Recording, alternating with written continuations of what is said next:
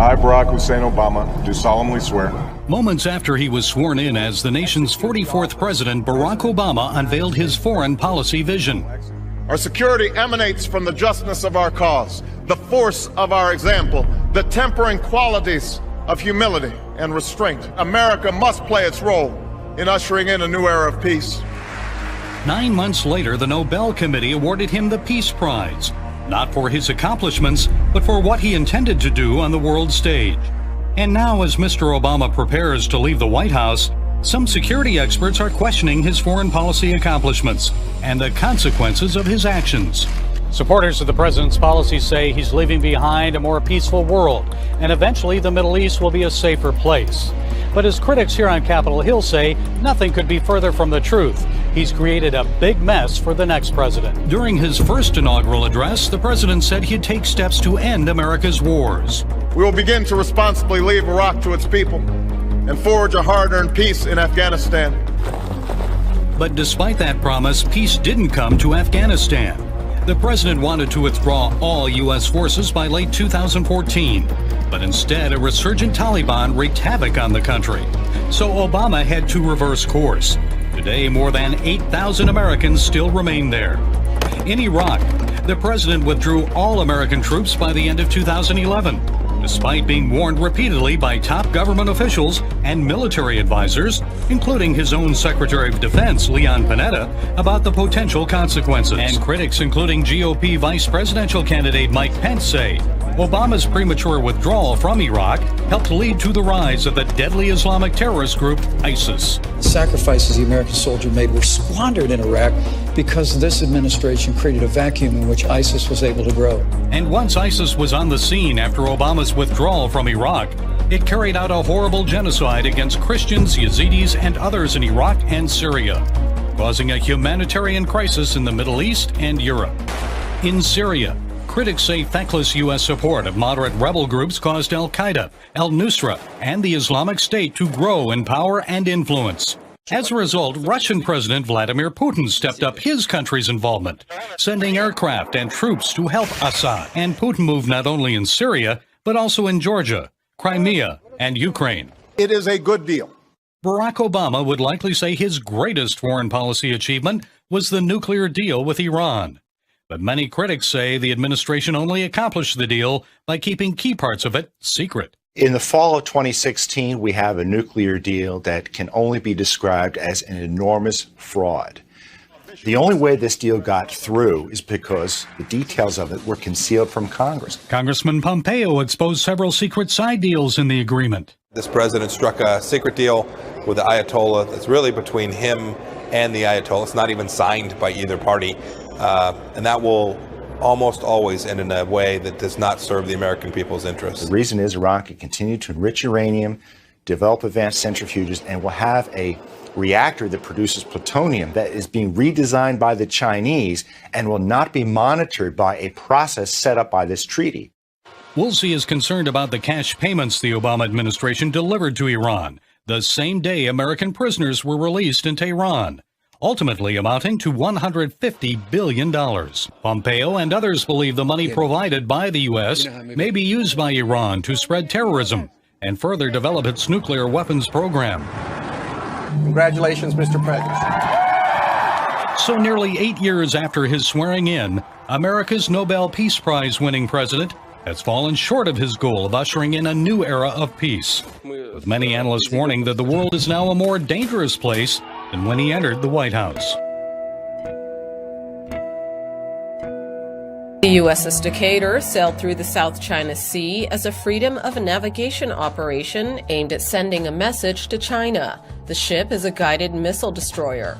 White House spokesman Josh Earnest stated the latest naval maneuver in the region is meant to let China know it cannot unlawfully restrict navigation rights. Earnest added that all nations have the freedom to navigate the oceans for lawful uses under international law. A statement from the Pentagon called it a routine trip, adding that the voyage took place without incident. We'll begin in China, where the Defense Ministry is protesting against patrol by U.S. Navy destroyer in the South China Sea. And the ministry says the move was, as it puts it, illegal and provocative.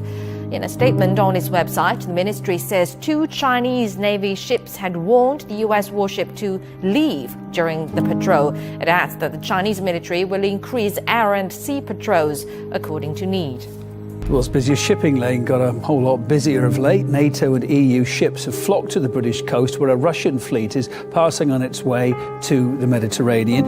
It's in international waters, but it's got the alliance on alert. Laura Smith's got the story. The Norwegian Air Force filmed them when they were off the Shetland Islands. Those are some pretty great pictures. And then locals and media gathered to watch them in Dover. And of course, they could see them off the coast because it's just 21 miles wide, that stretch of water. That was earlier on Friday. And of course, they're being watched very closely by ships from the navies of a number of different countries. There's the UK's HMS Duncan, of course, which has been man-marking the flotilla, according to the Defence Secretary. The Norwegians, the Finnish, they all have ships in the area that are watching the progress of these destroyers, and several NATO vessels and planes as well. And in fact, the NATO chief, Jens Stoltenberg, came out with comments saying that the Russian Navy is free to operate. These are international waters, but that he does have concerns about where they're heading. What creates concern now is that this carrier group may be used to contribute to military operations in Syria and be used to increase attacks on Aleppo.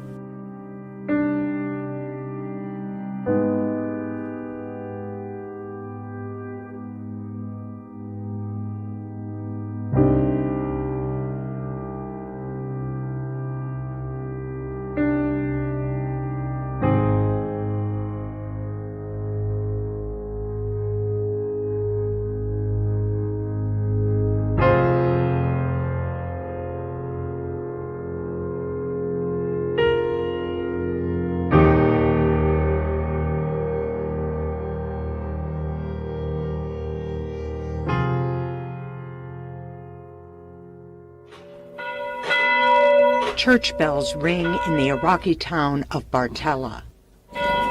It's a sound that hasn't been heard in more than 2 years.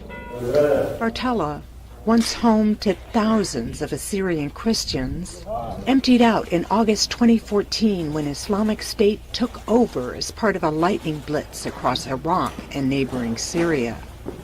Islamic State issued an ultimatum to Christians: pay a tax, convert to Islam, or die by the sword. Most, including all of Bartella's residents, fled towards the autonomous Kurdish region. Iraqi commanders say jihadists dispatched more than a dozen vehicle-borne IEDs against government forces in the span of a few hours Thursday. They left many more planted throughout the town's streets and buildings. It will be some time before people can come home. Bartella is a landscape of debris. As Iraqi forces push closer to Mosul, the militants' last major stronghold in the country. Indian border security forces say that they've shot and killed 7 Pakistani soldiers in retaliation for a ceasefire violation on the disputed Kashmir frontier.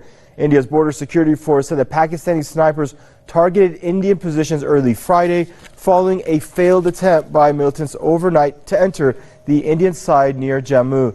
A Pakistani army spokesman has denied the claim and has accused Indian troops of unprovoked firing along the border. A major attack on an Indian army base in Kashmir back in September led to an increase in tensions between the 2 nuclear-armed neighbors, with both armies reporting daily exchange of fire along the disputed border in Kashmir known as the Line of Control. The U.S. State Department urged citizens of the country to defer all non-essential travel to Ethiopia. The suggestion was made because of ongoing unrest in the country that's killed hundreds of people, led to thousands of arrests, and prompted restrictions on diplomatic travel. The Ethiopian government declared a state of emergency on October 8th. It issued a decree a week later that permitted arresting people without court orders for routine activities, such as attending gatherings and engaging with foreign organizations. An American woman was also killed in Ethiopia when her car was stoned earlier this month. Foreign-owned factories and equipment were damaged during waves of protests over land and political rights. On Friday in London, counterterrorism police arrested a teenager after authorities found a suspicious item on the subway. The 19-year-old suspect, who is yet to be identified, was subdued with a taser and detained in North London. The teenager was arrested on the grounds of suspicion of the commission, preparation, and instigation of terrorism acts. It's thought around 300 Swedish citizens have travelled abroad to join jihadi fighters and are now, some of them are involved in controversial plans to deal with over 100 of them that have returned. That's because officials in the city of Lund are looking into ways to rehabilitate the former militants by helping them find work and accommodation. There may be criticism, but I think that you should get the same help as others who seek help from us. We can't say that because you made a wrong choice. You have no rights to come back and live in our society. The plan includes providing the returning jihadists with housing grants, driving lessons and even paying off their debts. Good idea or not, do you think? Well, we'll leave that to your thoughts. But in a separate development, Swedish prosecutors have ruled that the flag of the Islamic State terror group be legal in that country. That may have you scratching your head. Here's why. A young Syrian man used the ISIL flag as his Facebook profile picture. A complaint was made, then police handed the case to prosecutors. That case was eventually dropped with a ruling that his action didn't constitute incitement of hatred. The prosecutor thought the ISIL flag couldn't be seen as an expression of disrespect against any particular group, as the terrorists disrespect everyone. Facebook is under fire tonight. Some employees there reportedly pushing to remove Donald Trump's post, labeling the content as, quote, hate speech. This despite CEO Mark Zuckerberg's decree last year that it would be quite inappropriate to censor this candidate. One of the big debates, right, with the notion of rigging, one of the big components of it is the media. And listen, I'm not sure how you make the media become fair, but we do know that there's an ideological tilt towards progressivism. We do know that they've given all, 99% of their, donations to the campaign have gone to Hillary Clinton, and we do know that it seems skewed. But this is the main source of media for a lot of people. What responsibility does Facebook have? It's an interesting question, and there are other evidences of it. For example, the same story that talked about this also talked about the fact that the Facebook employees were upset about Peter Thiel. And he's the only one they're upset about, and it's because he gave a donation to Trump. So clearly they're playing political favorites. And the thing that I think should concern people is if you look at their policy and how they apply it, they're worried about the context of these statements, as not just the fact that there are statements, which means that they are defining for us what conversations we're allowed to have, not only that we're having right now and what the words are now, but what they might be. So this is really a form of suppression of speech. And one of the bedrock principles of American free speech is that you can't just base it on the fact that you're offended by something, because there's always going to be somebody who finds something offensive. And that's part of the myth of hate speech, right? Because it's a definition that sounds good in principle, but there's no objective definition, and it slides into speech that I hate, which quickly slides into suppression of speech and suppression. And what we've seen, Scott. And we begin with a developing story, a series of cyber attacks today against the internet. Some of the biggest websites were affected.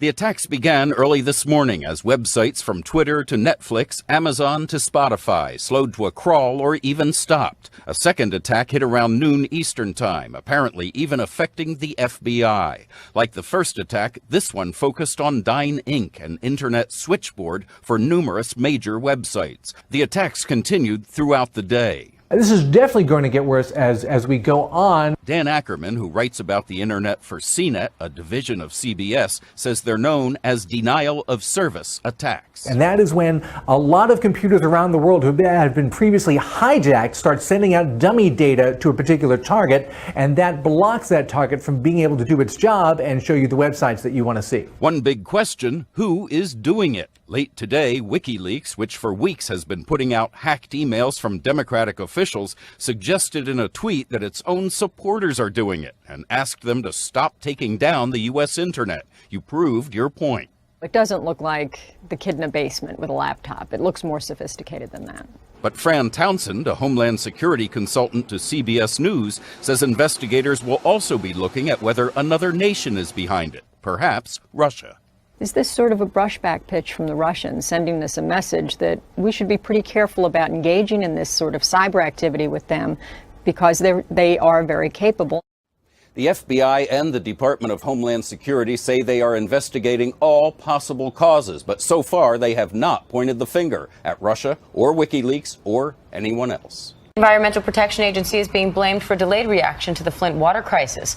A watchdog's interim report found the EPA had the authority and information to intervene to protect the people of Flint 7 months before it actually declared an emergency. The drinking water was tainted by lead after the city changed its source to save money. The EPA says they stepped in as soon as they realized the city and state were failing to address the problem. London City Airport was evacuated on Friday afternoon, and more than 24 people were treated for breathing difficulties after what the emergency services described as a chemical incident. Around 500 passengers and staff were evacuated as a number of people began to feel unwell.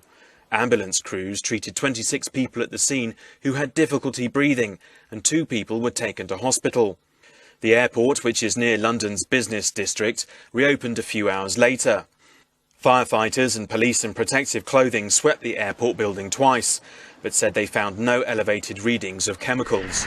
A huge earthquake shakes western Japan. There were no immediate reports of casualties or major damage following the 6.6 magnitude tremor. However, 40,000 households were left without power. It happened at 2 in the afternoon. A series of aftershocks followed. The epicenter was in Tottori Prefecture at a depth of 10 kilometers. There's an increased risk of collapsing buildings and landslides in the area near the epicenter, he says. Please don't enter any unstable buildings and be careful in the event of further quakes and rain. Experts say there was no risk to nearby power plants. An earthquake in northeastern Japan in March 2011 triggered the world's worst nuclear crisis since Chernobyl. Typhoon Haima, measuring 8 out of 10 on the authorities' severe storm scale, shut down Hong Kong on Friday morning, closing schools, businesses, stock markets and offices. The city's streets were deserted as nearly 200 trees were blown down by wind gusting at more than 100 kilometres an hour. A 50-year-old man was reported dead after falling and hitting his head on a rock by the seafront, and between 8 and 12 injuries were also reported. At the airport, over 700 flights were cancelled, and the city was estimated to have lost more than $500 million in revenue. In eastern Taiwan, low-lying roads were flooded as heavy rain hit. Meanwhile, in the northern Philippines, people began returning to their homes after Haima, the strongest storm in 3 years, hit them. It left a trail of destruction that killed at least 12 people after triggering flooding, landslides and power cuts. Evacuations of high-risk communities helped prevent a larger number of casualties, the authorities said. Here's one for the road. A South Carolina man couldn't believe his eyes when he looked up and he saw an angel. Yes! It was cloud in the sky. Is that not an angel or Corey what? Heron took out his phone saying that he felt compelled to share what he was seeing. It is now going viral. Not only that, he says that it was a sign that came at the perfect time because he was struggling with his spirituality. God was telling him, I am still here.